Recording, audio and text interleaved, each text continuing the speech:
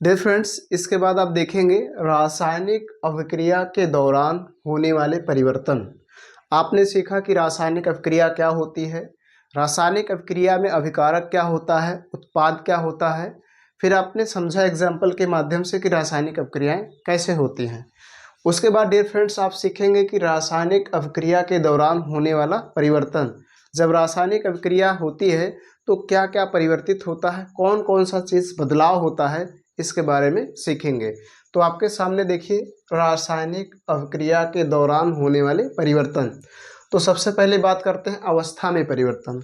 जब रासायनिक अभिक्रिया होगी तो अवस्था में परिवर्तन होगा। जैसे जब हम मोमबत्ती को जलाते हैं तो जल तथा CO2 बनते हैं।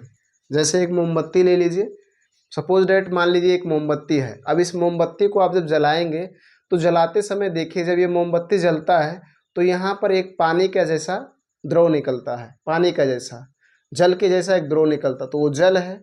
फिर जब मोमबत्ती जलती है तो उससे धुआं निकलता है, स्मोक, वो आपका क्या है, गैस है। तो जब हम मोमबत्ती और मोमबत्ती की अगर बात करें तो मोमबत्ती एक ठोस है, तो मोमबत्ती ठोस था, लेकिन जब हम उसको जलाए, जब हम उसको जलाए ऑक्सीजन की उपस्थिति में, कोई भी पदार्थ कब जलेगा, जब ऑक्सीजन होगा तभी। बिना ऑक्सीजन के किसी भी पदार्थ का जलना संभव नहीं है। तो ऑक्सीजन की उपस्थिति में जब हम उस मोमबत्ती को जलाए तो वो मोमबत्ती ठोस में था और जलने के बाद किस में बदल गया, जल और गैस में, सॉरी जल और कार्बन डाइऑक्साइड में। जल एक द्रव है और कार्बन डाइऑक्साइड एक गैस है। इस तरह से आपने देखा कि अवस्था में क्या हो गया, परिवर्तन।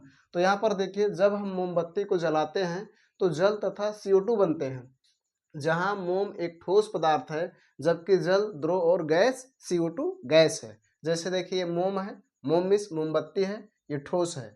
जब हमने इसको जलाया ऑक्सीजन की उपस्थिति में तो क्या बना, जल बना और कार्बन डाइऑक्साइड बना। जल एक द्रव है और कार्बन डाइऑक्साइड एक गैस है।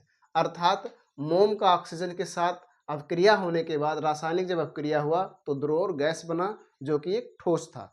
तो अवस्था में परिवर्तन होता है। अब डियर फ्रेंड्स दूसरी बात करते हैं रंग में परिवर्तन।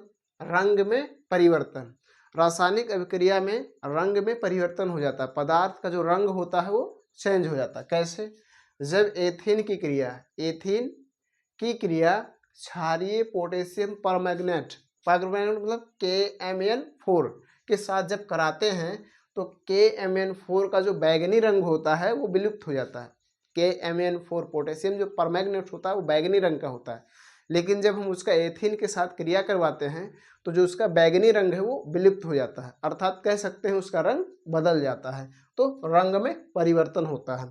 अगर इसको चाहे हम समीकरण से दर्शाना तो ऐसे दर्शा सकते हैं, CH2 डबल बॉन्ड CH2, ये एथीन है और इस तरह से यहाँ पर ग्लाइकाल और रंगहीन पोटेशियम परमैंगनेट बनकर तैयार होता है। ठीक है, अब बात कर लेते हैं डियर फ्रेंड्स ताप में परिवर्तन। ताप में परिवर्तन, रासायनिक अभिक्रिया के दौरान ताप में परिवर्तन होता है, तापमान उसका चेंज हो जाता है, बदल जाता है। जैसे जब हम बिना बुझा चूना मीन्स चूना आप देखते हैं लोग मार्केट से लाते हैं और उसको पानी में पहले डालते हैं, फिर कुछ समय के बाद 1 घंटा 10 घंटा 2-4 घंटे के बाद उसको देखते हैं, फिर निकालकर उस चूने का यूज़ खाने में और पुराने समय में, पहले के समय में लोग घर का वाइटनेस करने में, वाइट वॉश करने में भी यूज करते थे। जब उस चूने को लाते थे तो बाल्टी में या किसी पात्र में भिगोते थे, जब पानी में उसको डालते थे तो उसमें से अत्यधिक मात्रा में ऊष्मा निकलता था भाप के रूप में। तो वही है कि यहाँ पर अत्यधिक ऊष्मा उत्पन्न होती है, इस ऊष्मा के कारण ही अभिक्रिया का मिश्रण गर्म हो जाता है और जब ऊष्मा निकलती है तो जो मिश्रण को आप टच करेंगे, छुएंगे तो वो क्या होगा, गर्म होगा।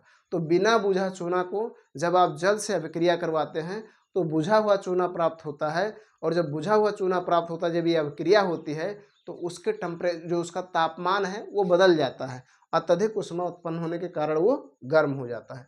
तो डियर फ्रेंड्स इस प्रकार से आपने देखा कि रासायनिक अभिक्रिया के दौरान होने वाला क्या परिवर्तन होता है, अवस्था में परिवर्तन, रंग में परिवर्तन और ताप में परिवर्तन। 2 पॉइंट्स और हैं, यदि आपके यूपी बोर्ड एग्जाम में पूछ रहा है कि रासायनिक अभिक्रिया के दौरान होने वाले परिवर्तनों को बताइए, तो आप ऐसे लिख सकते हैं, अवस्था में परिवर्तन, रंग में परिवर्तन और ताप में परिवर्तन। लेकिन यदि यूपी बोर्ड एग्जाम में पूछ रहा है कि रासायनिक अभिक्रिया के दौरान होने वाले परिवर्तन को साउदाहरण या उदाहरण सहित समझाइए, तब आपको ये पूरा जो डिटेलिंग लिखा गया इसको लिखने की जरूरत पड़ेगी। अन्यथा अगर आपसे पूछे रासायनिक अभिक्रिया के दौरान होने वाले परिवर्तन कौन कौन से हैं, तो आप केवल इतना लिख देंगे, अवस्था में परिवर्तन, रंग में परिवर्तन और ताप में परिवर्तन। अब डियर फ्रेंड्स जो 2 पॉइंट्स हैं उनको भी देखते हैं कि और क्या क्या होता है। ठीक डियर फ्रेंड्स, इसके बाद देखेंगे रासायनिक अभिक्रिया के दौरान होने वाले परिवर्तन में आपका चौथा नंबर है और 5वां नंबर। चौथा नंबर क्या है? गैस का निकलना। जब रासायनिक अभिक्रियाएं होती हैं तो गैस निकलता है। क्या होता है? गैस निकलता है। जैसे जब दानेदार जिंक की अभिक्रिया, दानेदार जिंक ले लीजिए और उसकी अभिक्रिया तनु HCl हाइड्रोक्लोरिक अम्ल के साथ जब कराएंगे तो आपको हाइड्रोजन गैस के बुलबुले निकलेंगे। हाइड्रोजन गैस के बुलबुले ठोस बुलबुले के रूप में उत्पन्न होते हैं। जैसे यहाँ पर मैंने लिखा है Zn लिया है, जिंक है, और HCl है, तनु है, हाइड्रोक्लोरिक अम्ल है। जब इन दोनों की अभिक्रिया करवाया गया तो बना क्या? जिंक क्लोराइड ZnCl2 बना और H2 बना, हाइड्रोजन गैस के बुलबुले निकलेंगे। ठीक है, तो गैस का निकलना, जब रासायनिक अभिक्रियाएं होती हैं तो गैस निकलता है। और 5वें बात करें तो अवक्षेप का बनना। अवक्षेप का बनना, अवक्षेप क्या होता है?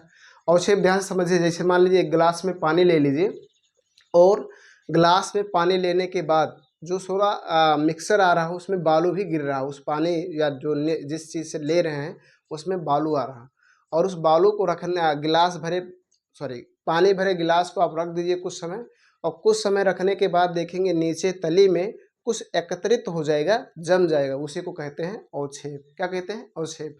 तो अवक्षेप का बनना, जब पोटेशियम आयोडाइड, यहाँ देखेंगे जब पोटेशियम आयोडाइड Ki की क्रिया लेड नाइट्रेट से कराते हैं तो लेड आयोडाइड का पीला अवक्षेप प्राप्त होता है। लेड आयोडाइड का कैसा रहेगा? पीला अवक्षेप प्राप्त होता है। जैसे मैंने बताया कि अवक्षेप क्या होता है।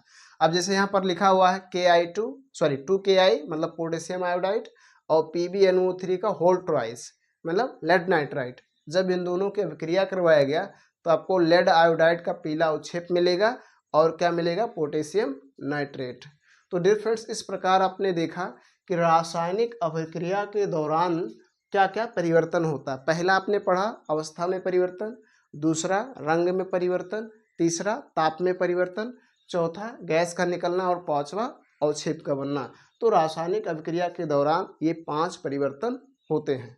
अब डियर फ्रेंड्स, इसके बाद सीखेंगे रासायनिक अभिक्रियाओं के प्रकार, मतलब रासायनिक अभिक्रिया कितने प्रकार की होती है और उसके क्या क्या रूल हैं, कैसे हम उनको समझेंगे। तो अगले पॉइंट्स में आप सीखेंगे रासायनिक अभिक्रिया के प्रकार।